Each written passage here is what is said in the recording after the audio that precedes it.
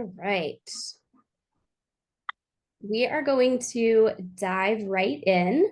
This is being recorded, so if people join a little bit late, they can go back and watch what they missed. Um, Good evening, and thank you so much to those of you who are joining this month's webinar, exploring the intersection of mental health and chronic illness, where we will be hearing from Erica Smith, who is a licensed clinical social worker for her private practice, Whole Mentality, which is located in the state of North Carolina. As with all of our programming, we'd like to remind you that the information provided tonight is for educational purposes only and is not intended to be perceived as medical advice. You are advised to consult with your healthcare team before making any changes to your care plan. May is Mental Health Awareness Month, if you weren't aware. And we in the nutrition support community have been having a lot of conversations about the impact of our mental or our medical experiences on our mental health and how it affects our ability to access those resources. And I wanted to have a conversation about it. Excuse me. I also wanted to be really picky with who we brought on to speak on this topic. Because it can be really challenging to find somebody who understands some of what we're going through as people with complex medical challenges and rare diagnoses. And it's hard to find somebody who gets it sometimes, who also has the skills to help navigate some of that. So people who can help us are out there, and Erica is proof of that. And I am so excited to introduce her. Just a little bit about Erica. She received her Master of Social Work degree from NC State University and her BA in psychology from the University of North Carolina at Chapel Hill. And she had a double minor in African American Studies and Social and Economic Justice, which led her to her graduate education in social work. Excuse me. Erica's original professional background is in nonprofit work, supporting survivors of interpersonal violence. She began practicing as a therapist in community mental health, where she remained for 4 years, and eventually moved to a group practice for 5.5 years and served as their clinical director for child and adolescent therapy services before transitioning to clinical director for trauma therapy services. Erica is trained in multiple modalities, some of which she may talk about, including EMDR therapy, DBT, expressive arts therapy, and more. She specializes in serving school-age children, adolescents, and adults who have experienced interpersonal violence, oppression, complex trauma, and or live with chronic illnesses. She also supports birthing people who are living with chronic illnesses or who have experienced interpersonal violence. Erica has the lived experience that we all talk about. She was originally diagnosed with juvenile rheumatoid arthritis when she was 12, and was diagnosed with systemic lupus erythematosus, a couple months later. As an adult, she was additionally diagnosed with interstitial lung disease, and as we are about to hear, is very open about her 20 plus years of lived experience with multiple chronic illnesses, which many of us can relate to. Her main focus is serving those often marginalized by systems of oppression. She also emphasizes the importance of making mental health therapy accessible to all identities, orientations, bodies, ages, abilities, and prioritizes creating accessible spaces mindful of these realities. You can read a little bit more about her on the Meet the Speaker page on oley.org/webinars, where some information is listed about the webinar. So with that, I will stop sharing my screen and I will spotlight Erica, and I will turn it over to you. Thank you so much. And thank you all so much for having me. I'm so excited I can talk about this topic truly nonstop. But yeah, so that's me. It's always interesting to be on the receiving end of your bio, frankly.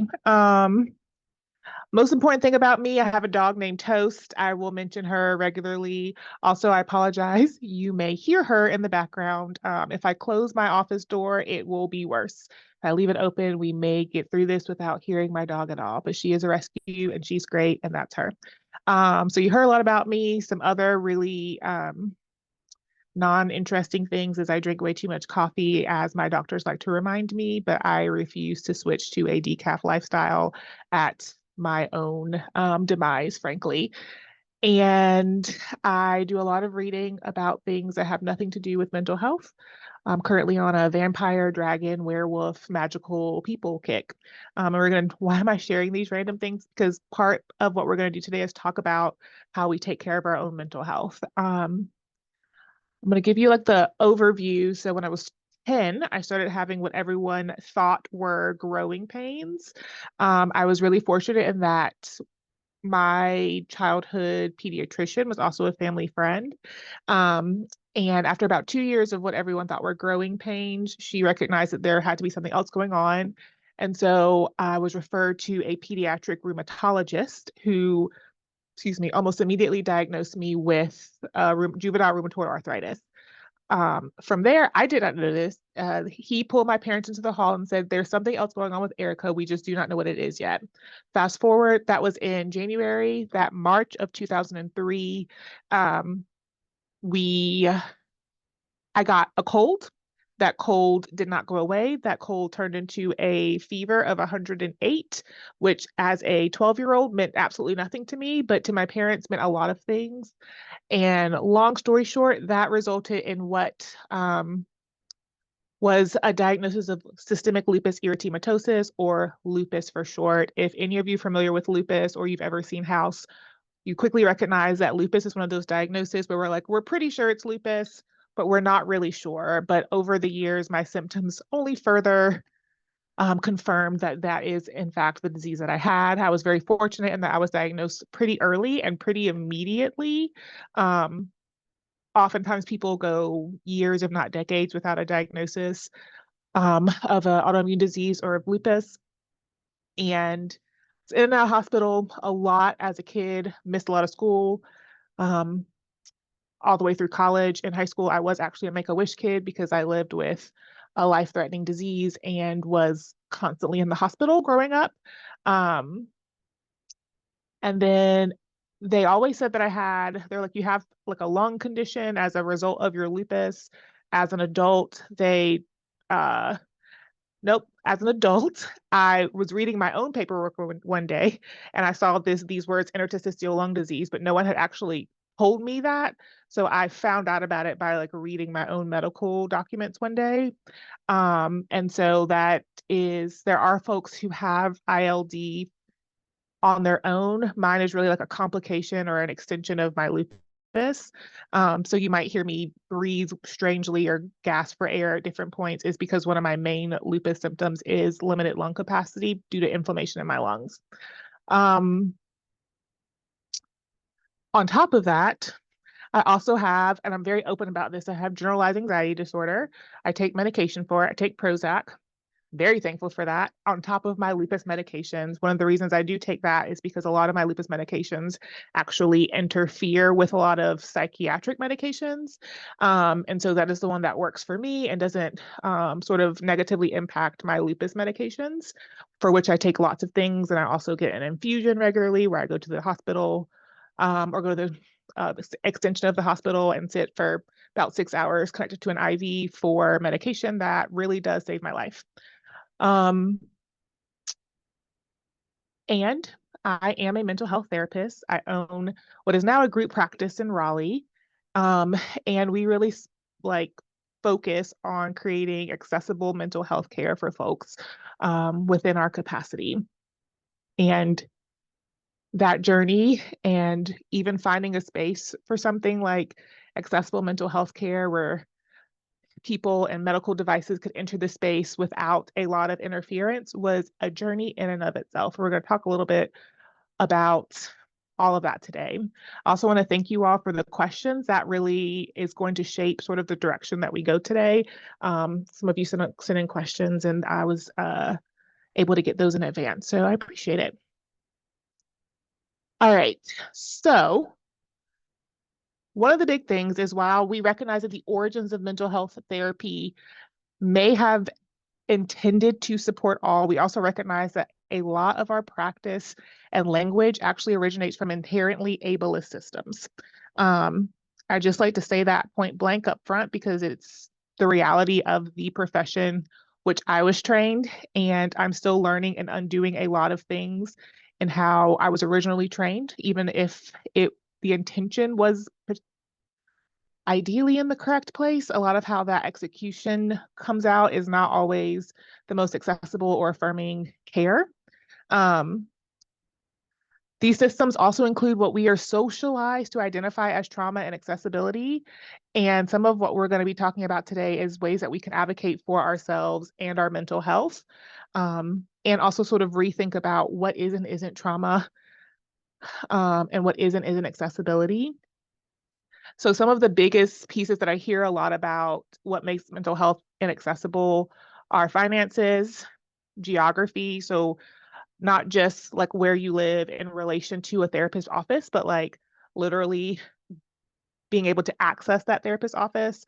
One of the big things that I have to do a lot because I do have lung issues and mobility issues, is I will Google search buildings in advance and try to see if that building has an elevator or if there are a lot of stairs to get somewhere. And it's actually incredibly frustrating to me when I can't figure this information out or if that information isn't communicated, because it sometimes inhibits my ability to be able to access something.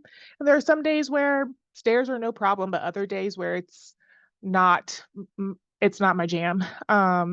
And so even being able to recognize like, hey, is this space accessible for people? Not just can I get in my mode of transportation to get from my home to that office? Also even thinking about things like telehealth and how accessible is telehealth in some capacities. But also the other part of this is finding chronic illness and medical device informed therapists. Um, and I will be the first to say I am not a doctor. I do not live with some of the same medical experiences as a lot of my clients. And I do not and have not had experiences with some of the medical devices and accessibility realities as a large percentage of my clients. And this is not to say that I expect my therapist or I expect myself to be a medical doctor when it comes to being able to identify and know inherently about someone's diagnosis or their symptoms or any of that, so much as recognizing, do we understand the impact of chronic illness and the impact of living in a body that is not functioning the way that we want it to, is not functioning in the way that other bodies around us are functioning, and the impact of that. And so I know and I'm curious like what other ways we have found mental health to be inaccessible, because this is something that we are always, me and my colleagues and friends and some of my like consultation groups and peer groups are always trying to think critically around how have we inherently done a disservice to this field and how can we create more accessible spaces. I do like to clarify. So I am what's called, there's lots of different levels of mental health. I'm an outpatient therapist. So essentially that means people tend to come to me or to log on to their appointments virtually, for 1 hour a week of therapy, or sometimes they'll come multiple times a week. There are different levels of mental health care. And so I'm what's called an outpatient therapist, which means you see me once a week, sometimes once every 2 weeks. There are a couple people who see me twice a week for various reasons. There are other levels. So there's things like intensive outpatient, where you would go to mental health care 3 to 5 days a week for like 3 to 4 hours. There's above that, there's something called partial hospitalization, where you essentially go to a facility, a mental health treatment center, and you are there usually 5 to 6 days a week, pretty much for like a whole day. So it's almost like attending work or attending school. You're there for a whole day of mental health care, but you go home every day and you sleep in your home. And then unless you travel out of town to go to a partial hospitalization program. And then there's hospitalization, where that's usually often done when someone's in a state of crisis and they need 24/7 care. That would be called hospitalization. And then there's something called residential. And sometimes there'll be folks who go to a long-term program because they are in need of that level of service. So I am sort of at one of the lower rungs, which is outpatient therapy. I attend outpatient therapy. I have an outpatient therapist that I see every 2 weeks. That is really important for my own well-being and for my ability to continue doing this work and just my own general stuff that we all have. One of the big things that I like to say, and I never get to tell people what their experience is, but I do like to reframe this idea of this word trauma. And we're going to discuss a little bit of the neurobiology of trauma, but that's not necessarily the entire purpose of today's conversation. Um, but living with a chronic illness, living with chronic pain, living with a medical device that you are required to keep to sustain life and health experience, these all shape your ability to access the world and reframe your expectations of how you are going to live. These can, in fact, be traumatic experiences. This can, in fact, be trauma. One of the things that used to frustrate me immensely is when someone would say that must be really hard. And this is my experience. This might not be your experience. But I would think in my head, growing up as a kid, as an adult, I was like, what's really hard is geometry. I hated math, geometry. I didn't like my geometry teacher. To this day, when I see shapes, I flash back to geometry. Um, Geometry was really hard for me, but living with lupus, living with chronic illness, going to the hospital, missing school, having to make up things, not being sure what I could eat, remembering my medication, figuring out which medications made me sick, all of these things, there wasn't a word for me at the time to be able to describe what that was for me. Because for me, it was beyond hard. Um, and and sorry, Maisie, if I'm missing questions or anything, please just stop me. Please interrupt me. I can ramble. Um, You're totally good. I just okay. somebody put a comment in the chat, but we are gonna if you have any questions, feel free to drop them in the Q&A. And if you have Mhm. any questions for us, you can use the chat for hosts and panelists. So thank you, Carrie, for that comment. Um, and so these are experiences that like redefine your entire lived experience.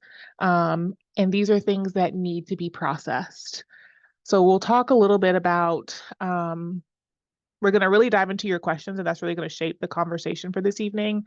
But one of the things you'll hear me say throughout is I'm a firm believer in somatic-based interventions, in the sense of there are lots of different types of therapies, and I'm never one to be able to say, hey, this is a therapy that you need necessarily, but I do believe that there is a connection between our brains and our bodies. And oftentimes people take therapy from a strictly cognitive approach, in the sense um, of we're like, there's something called cognitive behavioral therapy, which is all about the relationship between our thoughts, our feelings, and our actions.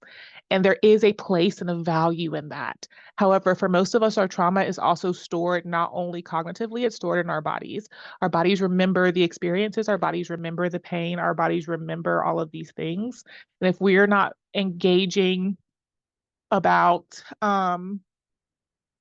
engaging the experiences of our bodies and our brains, we are often missing out on a lot of the trauma that we are storing in our bodies. There's a very popular book that some of my clients find interesting. I'm always very careful about it because I think it can also be a very triggering book. But the book is called The Body Keeps the Score. It is a very popular book among trauma therapists and trauma survivors. And it talks a lot about how our bodies store trauma. And when we are only engaging in sort of top down or cognitive approaches, we are actually not actually re experiencing or processing through the experiences that we've had that are keeping us stuck in a lot of our symptoms. We also want to be really mindful that most of us living in chronic illness are living our symptoms constantly, both like our medical symptoms, but the impact of those symptoms and the impact of how these symptoms shape our ability to access the world, shape our ability to engage in our lives, reshape the idea that we may have had of our life. Some of my clients and some folks that I work with were born with a chronic illness, and that they know no other life. This is not better or worse, it is, in the sense of they are still seeing other people live life differently. I also have clients who lived life a certain way and then something happened, their life changed, their body changed, there was an experience, an impact. And so now we are also having to address there was an expectation around how I was going to live my life. And now I'm having to shift all of those expectations because of a disease, an illness, a medical experience. And again, this is not better or worse than someone who was born with chronic illness and they lived with it their whole life.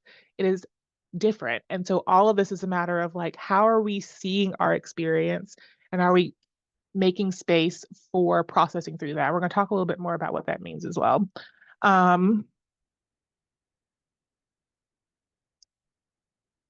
Looking at a question, I've seen that getting help for mental illness, especially for more stigmatized disorders like DID, can cause people to lose access to their life-sustaining care. So what do you do? Seems like there is no answer. Sincerely, a patient on TPN.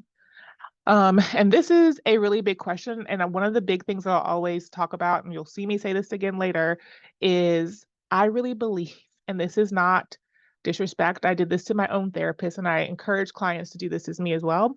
It's important to interview your therapist respectfully. I very much believe, and I train the therapists that I supervise and the therapists in my network, and most of the therapists I refer to also practice this. The consultation is important, and the consultation is not just for me, it's also for the person that I'm serving. And in the sense of, it's important for you to be able to ask a provider questions before you sign up for them to be able to dictate some pieces of your life. The reality is, therapists have to be aware of the privilege that we carry when we're working with someone. And I don't think that all therapists do this reality justice. I'm trying to be very mindful of how I talk about my profession. I think a lot of therapists do a disservice with how they approach mental health care, in the sense of, we don't make space for our clients to ask us questions. And I think that's a really important part of shifting the way that we're progressing in mental health care. I want my clients to be able to ask questions. I want them to be able to know how I go about things. How do I diagnose things? What does a diagnosis actually mean? Are you informed about your diagnosis? I always think about the fact that, like, no one told me I had interstitial lung disease. I found out about it. And I often have so many folks come into my office that they didn't know that their last provider diagnosed them with something that is probably impacting the services that they're able to access. And sometimes that diagnosis was not given thoroughly or in an informed way. And so I do think who you work with matters, and does that person line up with the way that you need to receive care, the way that you communicate in a way that's informed for what's important to you. The other thing that's shifting is there are a lot of providers who there's one of my mentors is someone who is a therapist, very well known in the trauma community, and she is out about her own lived experience with the dissociative disorder. And she does a lot of education on how dissociation is part of most of our lived experiences. Not that everyone has a diagnosis of DID or a dissociative disorder. And so I do think even working with the therapist who is informed and educated around the realities of dissociation, and if you're someone who experiences trauma, you probably dissociate. If you're someone who lives with chronic illness or chronic pain, dissociation is probably saving your life. One of the big things that I do a lot is reminding folks that when you're someone who lives in a body that is constantly attacking itself, when you're someone who lives in a body that experiences pain, the way you might get through your day is to disconnect from your body. Not because you are bad or problematic, but because if I were to stay connected to what my body was experiencing 24/7, I would not be able to go to work every day. I would not be able to do some of the things that I loved. And so honestly, being able to disconnect from my body sometimes is what allows me to continue moving. Not in a sense of, hey, I don't notice that my foot is broken, but in the sense of, if I really stayed 100% connected to my body all the time, I would just be aware of pain all the time. And that's not a life that I want to continue to be cued in on. So part of what I do is I use my mindfulness skills to be able to recognize, what do I need to be mindful of in my own body while still listening to my body. And so I think sometimes people hear words like dissociation, and a therapist who does not do their own work and does not remain educated, does not remain informed, makes decisions around what that means for someone, versus recognizing, in a lot of ways, dissociation is how some of us have survived our lives, not even just our chronic illness, right? So the year 2003, I'm very open about this whenever I do this presentation because I think it's really important. I think the other thing that we have to recognize is that just because we live with chronic illness does not mean the rest of our lives stop. So I was diagnosed with lupus and arthritis in 2003 in April. That December, my dad died in a car accident. Our dad died. I'm the oldest of five. My mom had just had a baby. So not only am I living with a new disease that my family doesn't really know what this means for my life yet, but our whole family goes through this major traumatic experience and life shift. And so, what does that also do? One of the big stressors, one of the big triggers for my disease that causes flare ups is stress. And I think sometimes we separate with a lot of our clients this idea that if we are living with chronic illness, we just sort of have this is our trauma, but we forget that our life is still happening. Our life doesn't stop because we live with chronic illness. So we're having to hold the realities of our chronic illness and the realities of what's happening in the world and our families and our relationships, all while still managing our health. I went on a little bit of a tangent there, but that was a really great question. Thank you. I also just want to know, Erica, and you probably get to this in terms of like systemic obstacles and Mhm, but I've heard a lot of folks share that what is put in their chart, quote unquote chart, mhm, really has an impact on how they're able to access things like pain medication or various treatments that they didn't have a mm, problem accessing before, maybe a mental health crisis or something like that. mhm. So I think I just dropped in the chat, just making sure you know who your advocates are and looking for those allies who will help you kind of work through that to continue to access what you need. My dogs are going to bark. No, thank you. And that is so critical. And I'm a huge proponent and someone, and this does actually not make all of my colleagues happy because I really believe that you get to ask questions of your providers, your doctors, your mental health therapists. Um, you get to say, like, what does this mean? How do you see these diagnoses? How does this influence and impact the way that you provide care? And I think part of that is, knowing that you have the right to ask questions. Like, I'm a provider, I'm serving the person who is hiring me for something. I also recognize, again, I want to be mindful that I am an outpatient therapist, so I'm kind of down here. Once you enter a hospital system, oftentimes it can and does feel like you do not have control because honestly, that is true. And this is where having an outpatient therapist who you have rapport with, who is an advocate for you, can be really, really helpful because we have the power and capacity to be able to interface with that system in a different way. Because we have been working with you, we have been ideally like aware of what's going on with you. And so there's going to be a resource, and we'll talk a little bit more about like how to find a therapist and some ways to navigate that to the best of our capacity, because I recognize that it is still a very complicated and flawed system.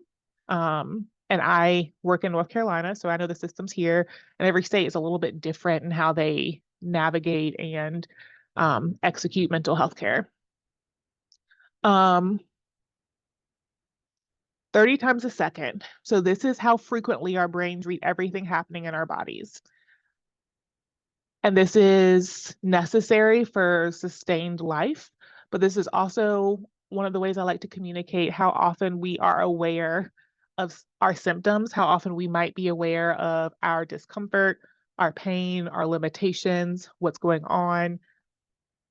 30 times a second. A second is very quickly. So we are constantly, our brain is constantly checking in with our bodies and giving us cues about what's going on. And if you're someone who's living with chronic illness, chronic pain, discomfort, chronic health conditions, that means you are constantly aware of what's going on with your body. And that is a lot to carry. There are a wealth of associations that exist between mental illness and health conditions. There's a prevalence of major depressive disorder among many common chronic diseases. Depression is often found to co-occur with a lot of various chronic illnesses and diseases. There still needs to be a wealth of research on the impacts of specific diseases because frankly, there just isn't enough research in this regard. I think um,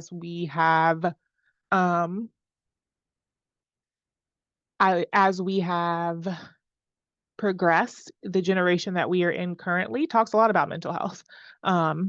Almost all of my friends are in therapy. This was not true of my mom's generation. This was very not true for my grandma's generation. This was very, very not true from the generation before that. So I think as we are progressing in time, we are doing more and more work with the relationship between chronic illness and mental health, relationship with mental health and just life in general. But that really is coming because of the way that we are slowly starting to destigmatize mental health. And that was actually one of the questions that we're going to talk about today. We also recognize that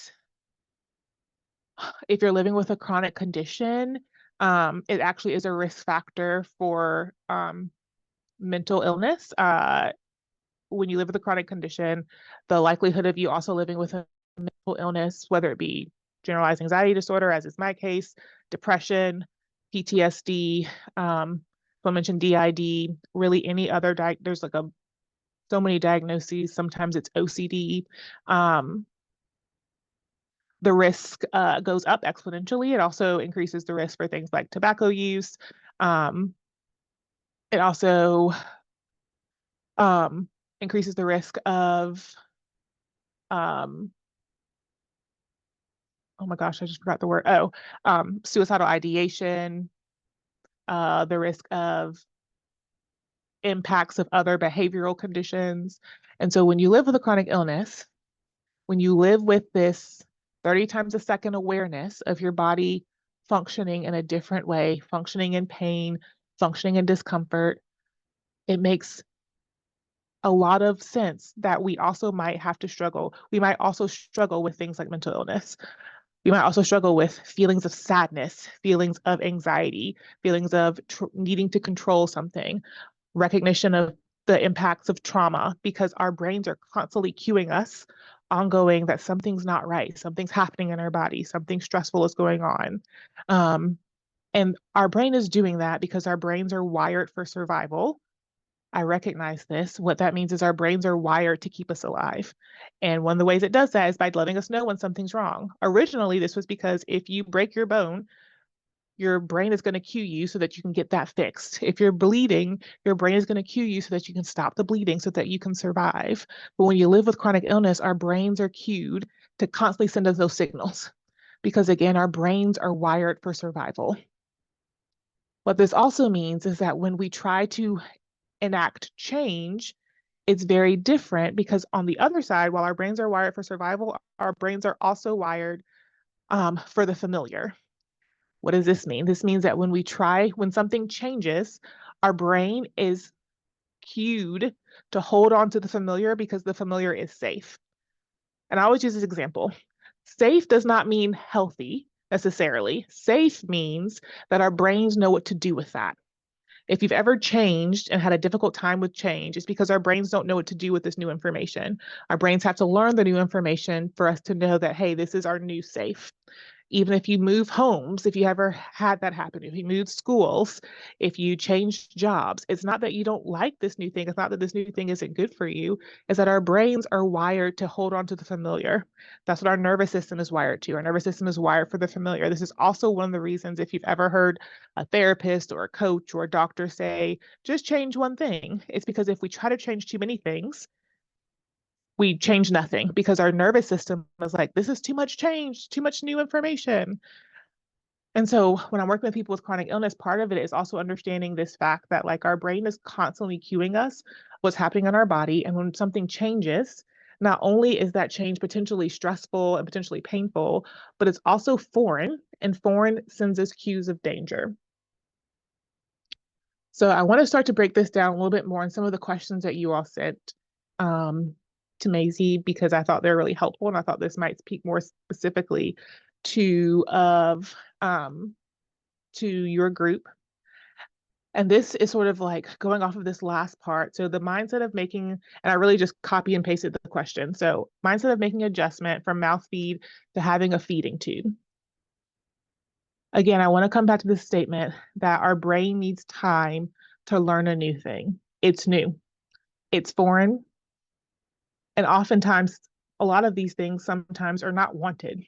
right? So an example would be if I go from a job where I make $10,000 a year to a job where I make $100,000 a year, yeah, it's new, but I'm probably really happy about that change. So it's going to be a little bit easier for my brain to connect to it, even though my brain is still like, this is foreign, this is a new job, this is more responsibility. But the outcome, the impact of that change is very different than when I'm making a change that I do not want to make. One of the big things that I have to remind people or that I encourage people is that we have to make space for grief. I think we live in a society that I think we're coming out of a toxic positivity culture. And what I mean by that is just changing everything to gratitude, just have positive affirmations. If you just practice great, hey, at least you're alive. Hey, at least you're still on this earth. I think a lot of times, a lot of my clients and myself, we hear things around like, hey, at least it's not as bad as it could be. At least it's not as bad as somebody else. At least I used to hear, I can't tell you how many times I heard, at least it's not cancer. Um, and don't get me wrong, I'm grateful to not have cancer, but I can be grateful for this and also still very much grieve the fact that I did not have the childhood and the adolescence and the life now that I thought I would have. And so oftentimes one of the big things that we have to recognize is that we need to make space for grief. We need to make space for mourning whatever we thought we were going to have. We need to make space for being upset about whatever changes that we're having to make. And we need to let the people in our communities, let our clients, let our patients, let our family members who are going through these changes, we need to give them the space to be upset about it. We need to give them the space to grieve the life that they thought they were going to have, the year that they thought they were going to have, the decisions they thought they were going to have, the experiences they thought they were going to have. Give space for whatever feeling. We also have to give our brains time. You went from doing something one way, and if for this change specifically, you're doing it the way that probably a lot of people around you were doing it. You were able to go out and interface with the world in a similar way to the people around you. And now we're moving to doing something that our life requires, but we're doing it completely differently. And so it is so important that we make space for grief, for sadness, for frustration, for whatever the feeling is. I don't get to tell you what that feeling is. And it doesn't mean that we can't practice gratitude if that is the choice that you're ready to make, if that is where you are in your journey.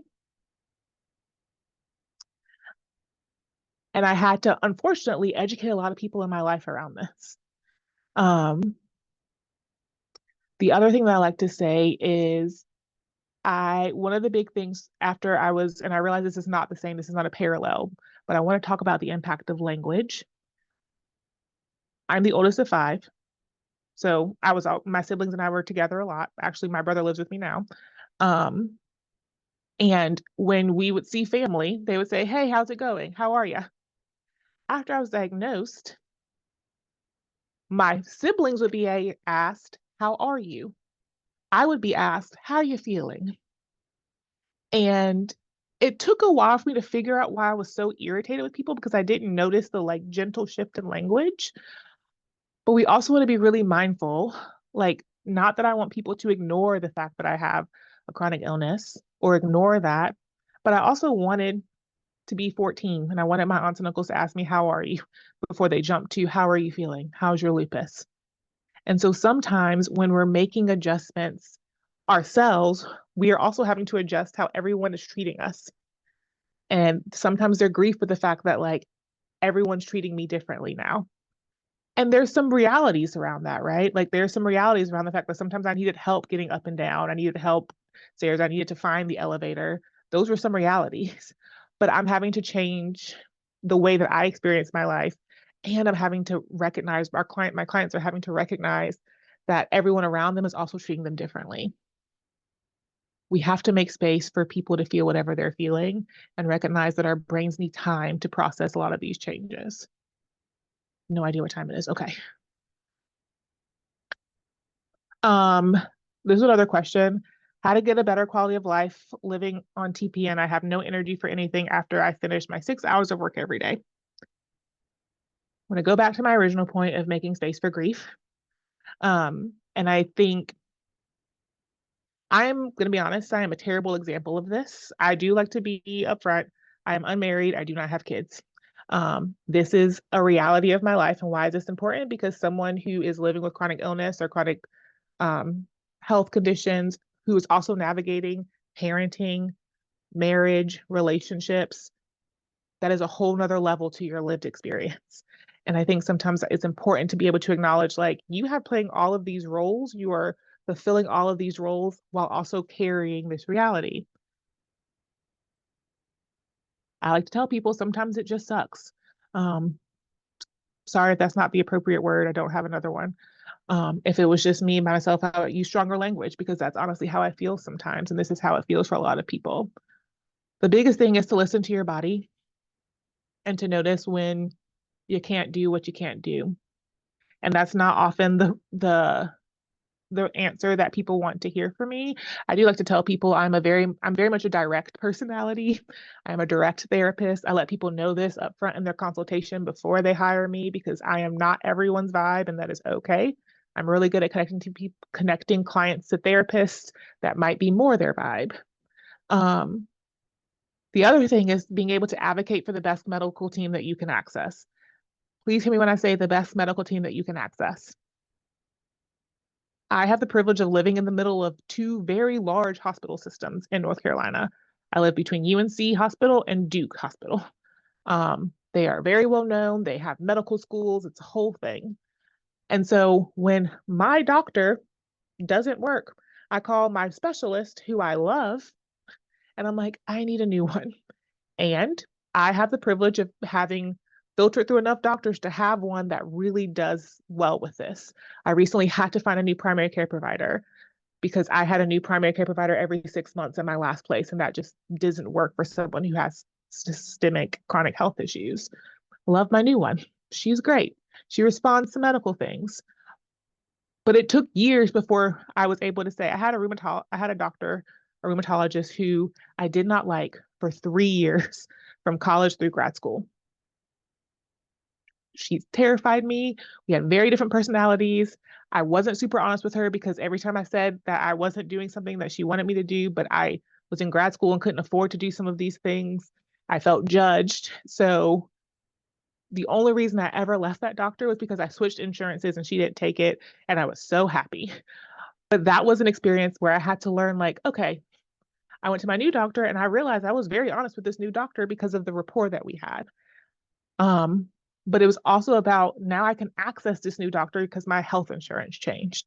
And so sometimes it really is, there are a lot of limitations with the way our system is set up, specifically here in America, because of the health insurance realities of this. That is a whole nother rant that I will go on, not here with you all. Ask for help. This is something that I also have had to honestly get a lot of therapy on, is this idea of, like, asking for help. I think when I was first diagnosed, I was always a very independent. I am an oldest child, textbook oldest child. And asking for help, especially after my dad died and me having to help my mom while managing this, asking for help was not a skill that I had. And which is not the greatest when you're also carrying a lot of these health issues. Is asking for help is something that I have had to learn to do. Is something that I have done a lot of therapy on myself. It's something that my Prozac also helps me with, because I have less anxiety around needing support. And I also have friends who, if I'm like, I cannot manage dinner, they'll come over and they'll be like, I brought you food. They also know what I like. One of my best friends, I will text her sometimes and she'll be like, how are you? And she'll just send me DoorDash money.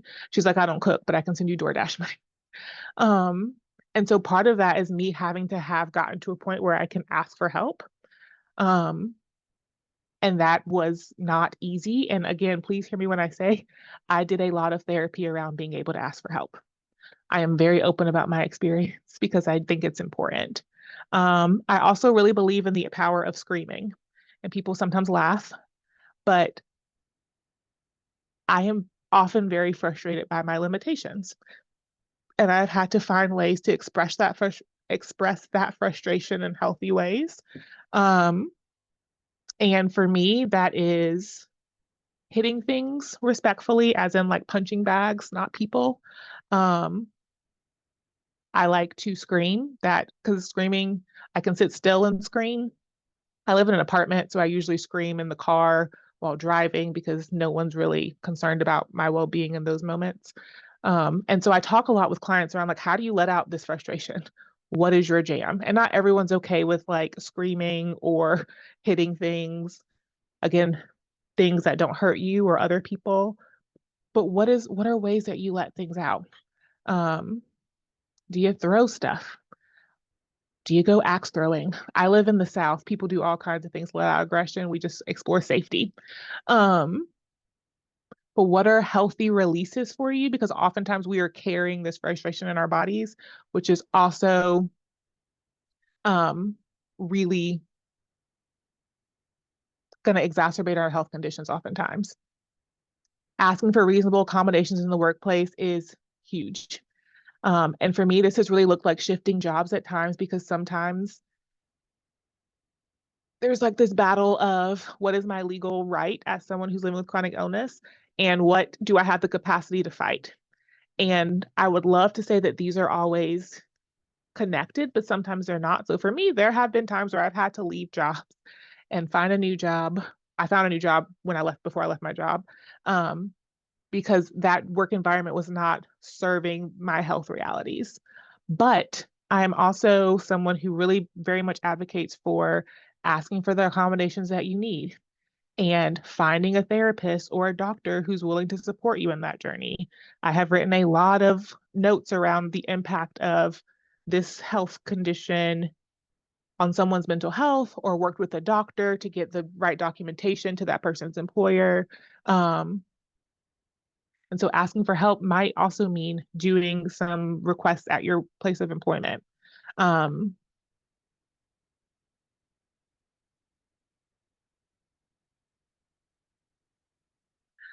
all right, so another question, how can you work to prevent compassion fatigue when you not only live with a chronic illness, but you work in the field?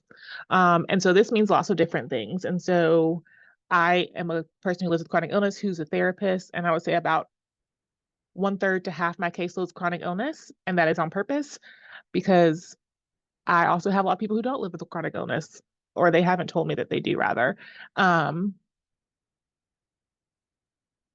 because I do need a little bit of space for that. But when you not only live with a chronic illness, but you work in the field, again, it's a lot of the same things. One of the big things I'm going to add here is practice your own mental health.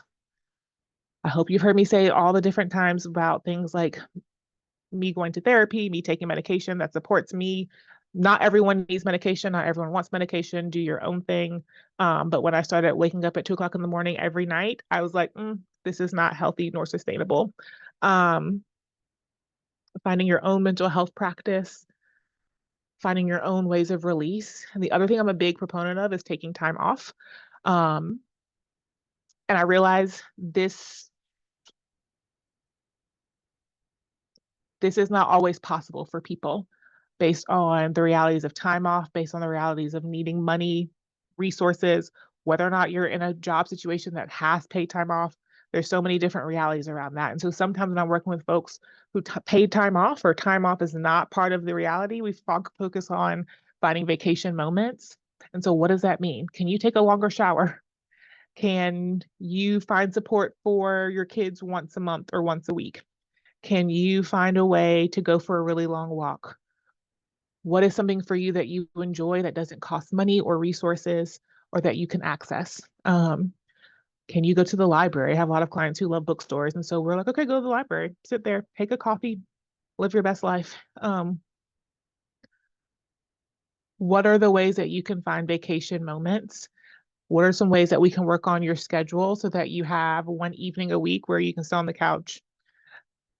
What are some ways that we can figure out ways for you to support yourself before we get to time off? Can we take moments off?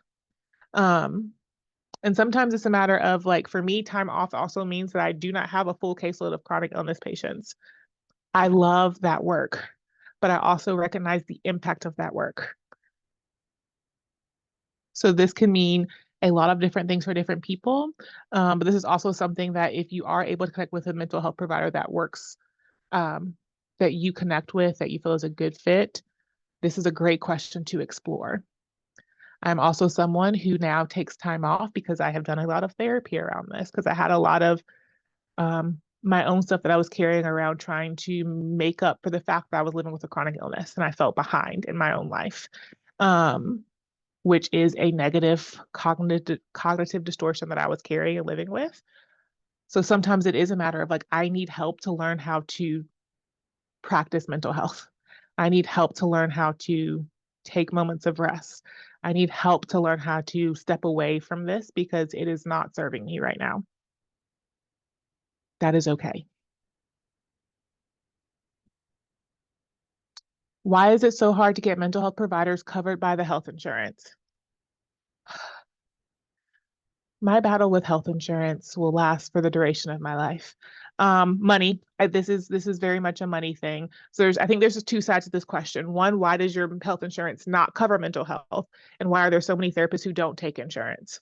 Right now, because I have switched to expanding to a group practice, I have been credentialing with health insurance for 3 months.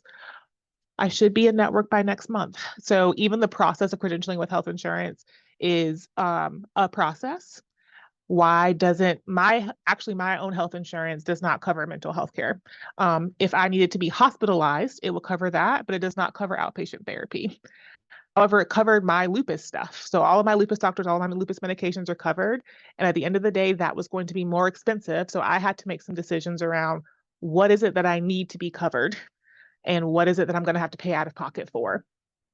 It's not fair. It's not great. It is a decision that I had to really navigate. The resource that I am going to send you all, it'll be in your follow-up email, will also give you some examples of different ways to access mental health care.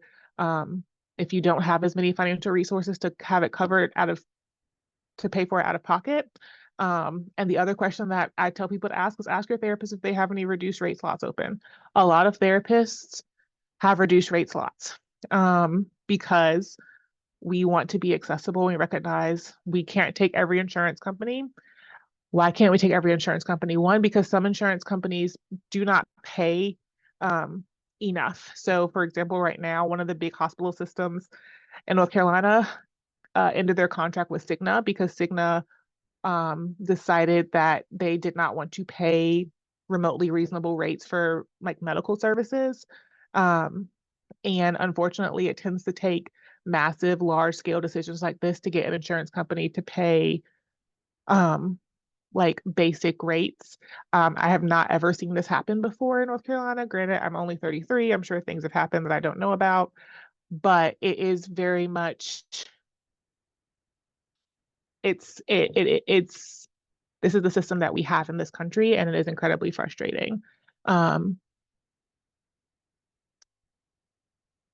Feel free to email me if you need support. My email will be at the end of this. I am being very honest with people. I have started to expand my business, so my email response time is slower than it usually is because I am also trying to take care of my mental health. But I will do what I can to try to support people and connecting them with a therapist, even though it's not always fast and sometimes there's a wait list. But it's not a great system, but this is the answer to some of these questions. Okay, so I think I answered this question. If I didn't answer it, please just correct me. How do you protect a child's mental health when caregivers at school make everything a big deal? So I think this is how I read this question. I read this question as my child's going to a school, I want to protect their mental health, but every time anything happens, the school has a really large response. I was homeschooled for middle school, which actually wound up being a saving grace because that was when I was diagnosed. And so even though I was in and out of the hospital a lot in middle school, I was pretty much taking my work home. I was still in and out of the hospital a lot in high school too, but we knew what was wrong with me at this point. We kind of knew how to manage it. So even though I was in the hospital for weeks at a time, like we were like, okay, we know sort of what this is. Um, but sometimes when my mom first told my high school what was going on, everyone was so stressed. And I had to do a lot of like, please stop asking me questions. Please stop pulling me out of class. I was also 13, 13, 14. So But when I first went to high school, I had been living with my disease for just over a year. Was that right? Maybe a couple years. Um, so I was still learning how to communicate. One of the big things I like to remind parents or caregivers is that you are your child's biggest advocate. You are. And this is also really difficult because not everyone has the capacity or the accessibility of being able to leave work to go to a school meeting or call school or has breaks in the time where the teacher's also available. So there are some limitations to this. And so even figuring out like, okay, how can I email you? Can I text you? Are there other ways to communicate with teachers and school staff? And or if your child has a therapist, we will communicate with school when necessary. I will quickly get a release sign from a parent so I can talk to the school on the parent's behalf and navigate some of these conversations. Um, and so even finding mental health providers for your kids who also recognize that when we're working with a child, we are working with an entire system. This is also true when we're working with adults, but like when I'm working with a child, I'm working with the caregivers, I'm working with the school system. If there's a chronic illness situation, I'm working with the medical providers, I'm working with a whole team of people. And not every child therapist is willing to do that labor, unfortunately. Why not? That is a broader question, but it's okay as you're doing. This is also where it comes back to this idea of you have a right to ask your therapist questions and ask questions in a consult to see if this is part of their system. Do they recognize that working with kids means you're working with an entire system? I really strongly advocate caregivers to meet with teachers and staff to provide education. Let them know what's going on. And if you can, bring your child in those conversations so that they also know what was relayed to teachers. A lot of times, sometimes my kiddos and my young people aren't aware of what parents told teachers. And so there's a lot of stress and anxiety because they're not sure what the teacher does or doesn't know. And sometimes when I'm working with kiddos who have medical conditions where they aren't necessarily okay with people knowing what's going on with them, there's a lot of stress around what was relayed. Correct people when necessary. When teachers or school staff are responding inappropriately or in a way that's exacerbating things, correct them, redirect them, inform them how they can do this better. And practice conversations with your child around how they can advocate for themselves. And sometimes this means you might have to say, okay, I'm okay with you doing this, even if the school isn't. And I don't mean this to be disrespectfully. I mean, there are a lot of situations where kids aren't allowed to have their own medications or their own medical devices because the school is concerned about safety, but you recognize that that is a time-sensitive reality. And so what are ways that you can have conversations with your child around ways that they can advocate for themselves, ways that they can stand up for themselves so that they know, hey, my mom gave me permission to do this. Hey, my caregiver gave me permission to do this. So even if the school's not okay with it, I know that my caregiver has my back. So I hope I answered that question correctly. If I did not, please just ask away later. This question infuriated me, not because it was a bad question, but because this is a question that I've had to provide psychoeducation on before. Is there a difference between disordered eating from a GI disease versus being diagnosed with an eating disorder? Yes. And this is one of the reasons that therapist education matters so much. If you are living with a GI disease, of course you are eating differently. That is not the same thing as an eating disorder. And if you are working with a provider who does not know the difference between this, you probably need a new mental health therapist. I don't mean this to be disrespectful to the provider that you are working with, particularly if you have one like a really good relationship. So you can also take the route of psychoeducation, but a diagnosis of an eating disorder like anorexia, bulimia, um, I'm sorry, I'm completely blanking because I'm frustrated because of the system that we have, is not the same thing of struggling with eating because you're living with a medical condition that affects your ability to eat food, access nutrition. They're not the same thing. And so if you feel like you have been misdiagnosed, please, please, please advocate and communicate in a way that you are heard. And if you are not heard, it is okay to seek a new provider.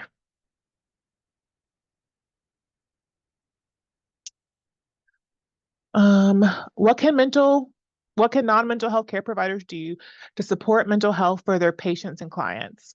Um, so there aren't great like statistics on the benefits of talking about mental health by itself. Like by talking about mental health, you're reducing the risk of depression by X percentage. But we do know that normalizing these discussions is the first step. Normalizing it invites others to do the same. And this slide also speaks to the question, how can we change the stigma of mental health? We can talk about it. We can destigmatize it by making it part of reality.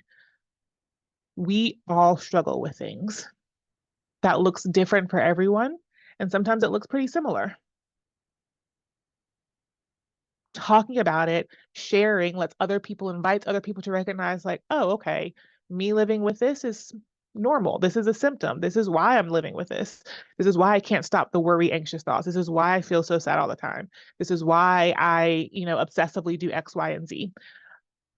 Keep a referral list. So I am very much someone who has a list of providers I love referring to, and I have a list of providers I will not be referring to ever again. And I don't say that to cause stress, or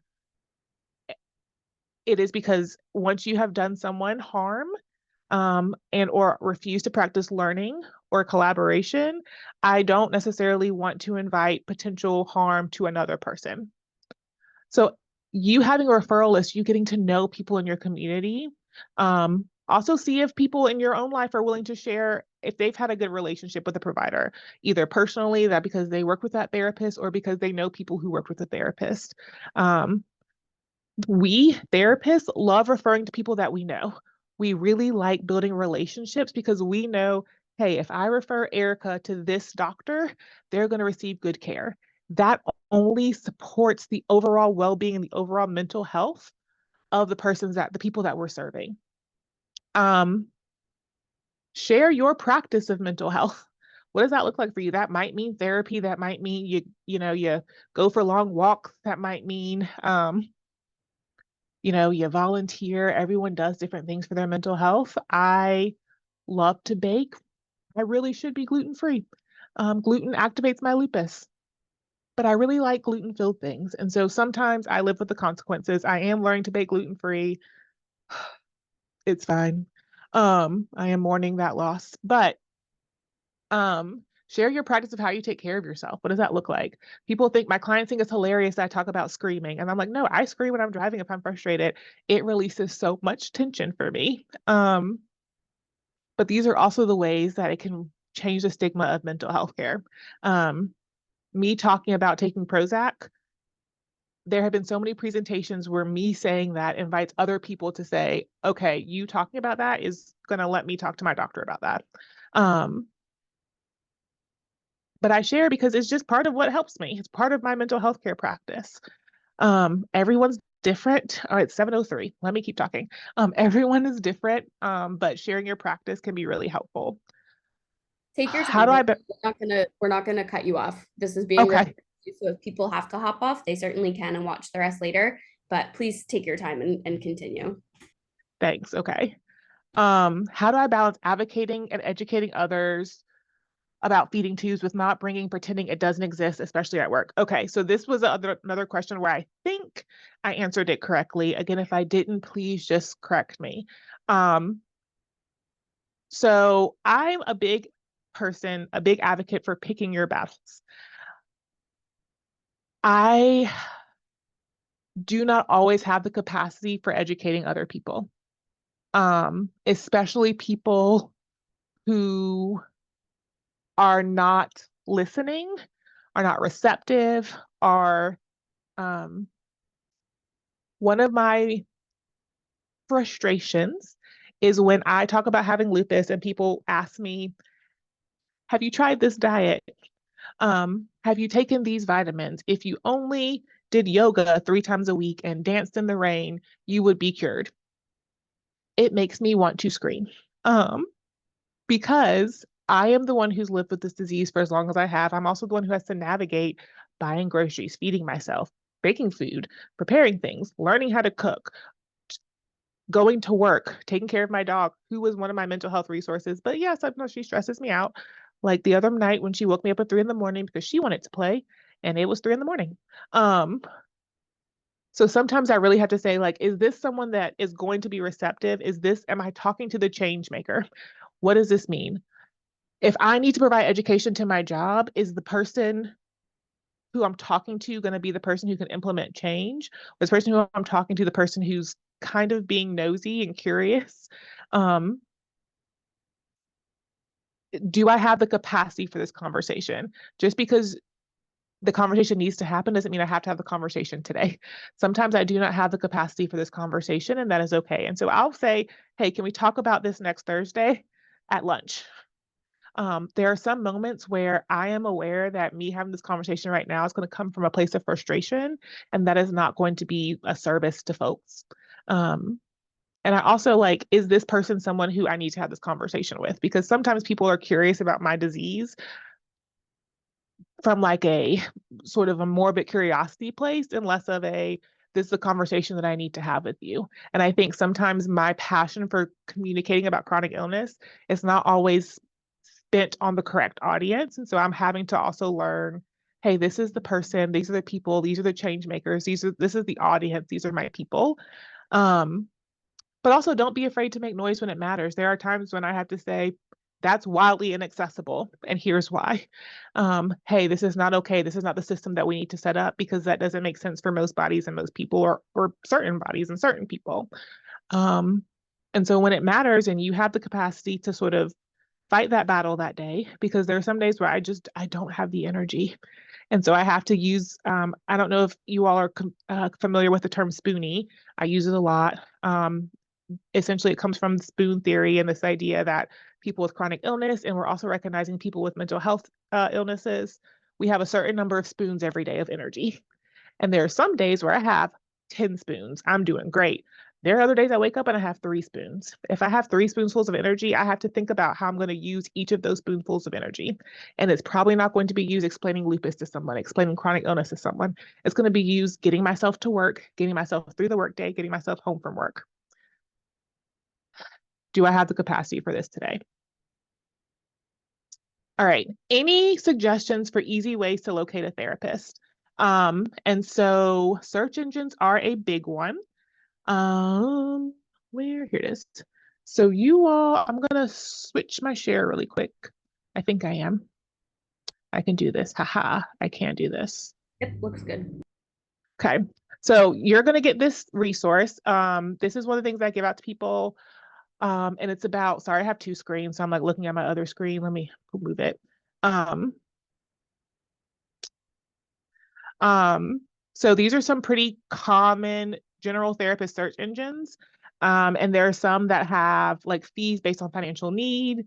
Psychology Today is just the most popular one. Most people, when they start being a therapist, when they don't know where to go, they start Psychology Today. It's a really great one, but there are other ones as well. The big thing is you have to search by your state. For example, I live in North Carolina. I am licensed in North Carolina. I am not licensed in Maine or New York, so I can't provide services in those states. Why is that? Because again, I think everything's about money, and frankly, I need to pay money to be licensed in multiple states, and managing my one license is more than enough for me at this time. There are some conversations around expanding the licensure realities, but those are conversations. So you don't want to get attached to a therapist who is in California if you live in Michigan, because they probably can't see you unless they happen to also be licensed there. You have the right to change your mind. If you meet with a therapist that you do not connect with, trust your gut. Ask folks if they provide a brief free consult. Here's the thing. I love free consults. This does not mean that I work with every client or that every client wants to work with me, but it does, one, save you money because you're not paying for this, and you get to meet that therapist and say, hey, this therapist is a good fit for me, or hey, I did not like Erica. She talked too much. She really likes Taylor Swift and her dog was there. Great. We're not a good fit. That's fine. Right. But it's better that you find that out before you invest in an hour-long consult or an hour-long initial meeting where you might be paying out of pocket, where you have to talk about a lot of things. And then you find out, I don't like this therapist, so I just paid $150 to someone that I don't want to see again. And so sometimes people feel the need to stick with that therapist because they already made that investment. And then they're sort of wasting time working with someone that isn't a good fit for them. So ask about a free consult. If they say no, you can sort of decide, trust your gut. Most therapists will still have an initial phone call with you if you're looking for a provider, because they have to schedule your initial thing. So if they say no to a free consult, when you schedule your initial phone call to like get scheduled, ask them some questions. So yes, you did kind of sneak in a consult, but I'm a really big advocate of finding a provider that connects with you. Um, there's also some virtual therapy platforms. Here's what I'll say. I do like to let people know about these because I think they can be more accessible. Oftentimes, though, I have had a lot of clients who don't have the best experience with some of these because your therapist changes a lot. So go in with a grain of salt. There's also a lot of conversations around who has access to your information. So I have never worked for any of these spaces, so I can't speak to them, but they do exist. And I think they can be helpful if you're like really in a pinch and need to talk to someone. Um, there's some other resources around how to see or find resources. So like in North Carolina, and wait, in the county where I work, if you are uninsured or have Medicaid or Medicare, there are some different resources for you. And this is often true in a lot of states when it comes to mental health care, but every state is different. So you all will get this as well. Oh no. You know how you like exit your screen and then everything is in the wrong place? Um, ha, share. You kind of answered this, but somebody asked, is it possible to see a therapist out of state if you can't find one that you mesh with where you live? And I think you kind of answered that. It depends on what Yeah, a yeah, virtual therapist might be an option. yeah. So, and I have a lot of colleagues who are licensed in multiple states because they have the capacity to balance those things. So ask questions. It's possible. Um, There are a couple questions that I could not answer, and they were really more specific to some medical realities. And so I apologize that I'm not the person to answer those questions. Um, and there was like a statistics question around how many patients on feeding tubes also have SIBM. And I do not have an answer for that question either. But moral of the story, I hope, is that you have every right to ask your therapist questions, to ask how they're going to be using your information. You should always be informed around what your diagnosis is. And so if you have not been informed, ask.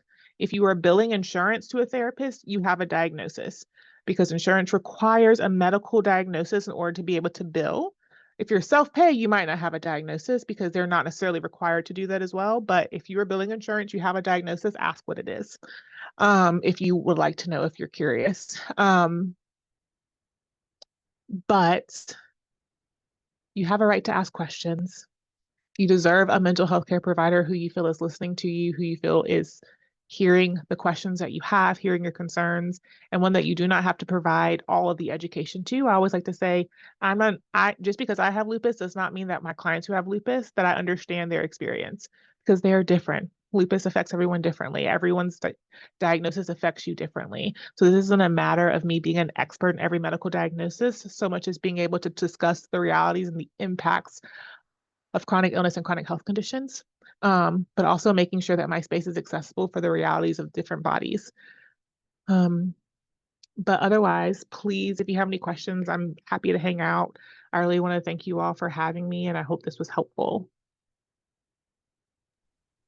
That's awesome. Thank you so much for being accessible to our members and starting a very much needed conversation.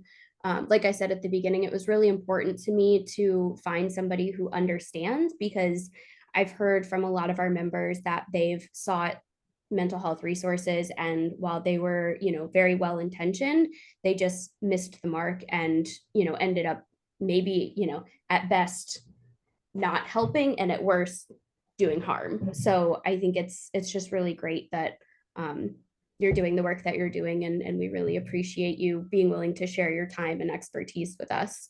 So thank you so much. Do we have any final questions? I know we went a little bit over, but I thought it was important and I didn't want to rush through. So thank you to folks who were able to stay on. I'm going to stop recording.